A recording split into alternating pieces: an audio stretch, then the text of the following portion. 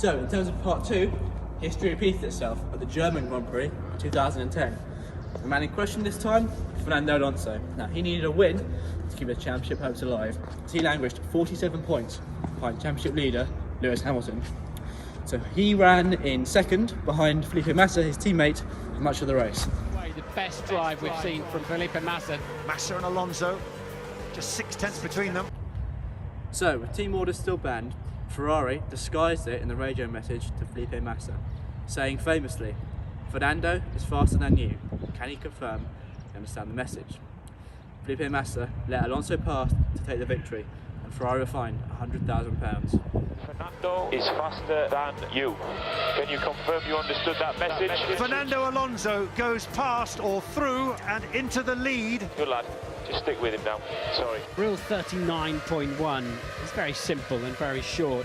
Team orders which interfere with a race result are prohibited. What are we going to be talking about? The pace of Ferrari, the performance of the Ferrari, or their switch? I have to say that was probably the clearest team order I've ever seen. Ferrari's been fined $100,000 for breaking Formula One rules at the German Grand Prix today. There were clear team orders, and everybody accepts those. It was clearly unlawful, and for me it was theft. Felipe Massa allowed his teammate Fernando Alonso to overtake him and eventually win. Ferrari should be ashamed of themselves. Team orders are banned. Is that what all drivers know?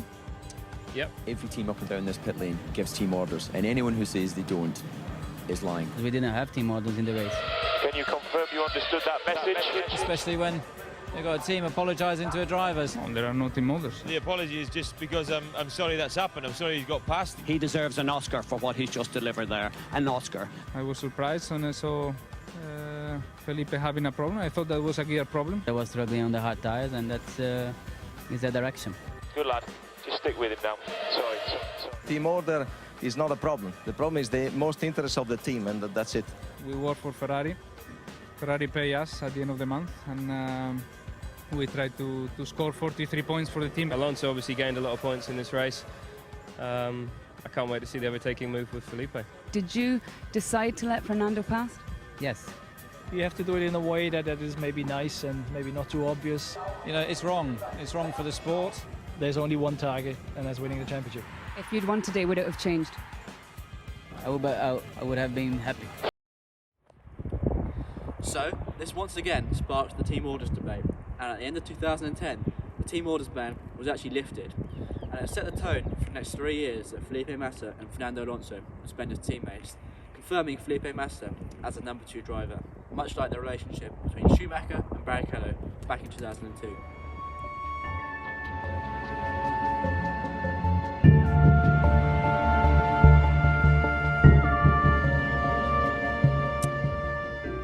And finally, we had the McLaren versus Ferrari Spygate scandal 2007. Now, 2007 was one of the closest fought championships in history, and halfway through the season, Ferrari sent some jaw-dropping allegations across the paddock. After an internal investigation by Ferrari, they revealed how former ex-head of performance development, Nigel Stepney, had passed on technical specifications of the latest Ferrari to McLaren engineer Mike Coughlin. Ferrari proceeded to press charges against these 2 individuals. The FIA launched an investigation but found no evidence, prompting no further action. However, after a search warrant at Mike Coughlin's home, the McLaren engineer, they found 780 pages of Ferrari documents.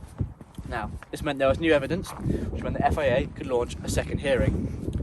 No other employees of Ferrari or McLaren were aware of the situation until the situation was made public.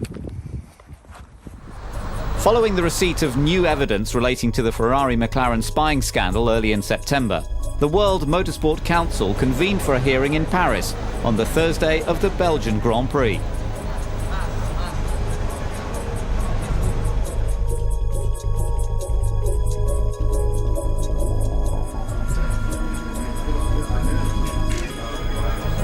Fernando Alonso had already provided his statement, but when he arrived in Belgium on Thursday, he remained tight-lipped on the matter.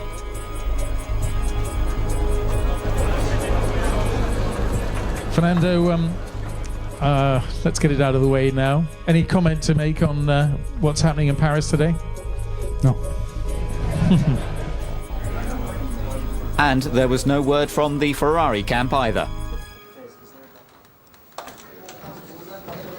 Deliberations continued throughout the day, and eventually an agreement was reached. The previous record fine in F1 was £1 million, and McLaren, with the Spygate scandal, were fined £100 million, the biggest fine ever given in sport, a record that still stands today.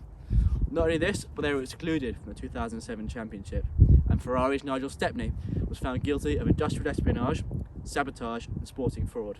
He pleaded guilty and served no time.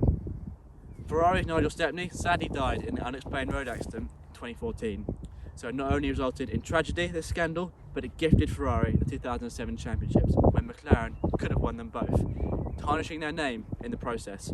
As industrial espionage goes, this is as big as it gets.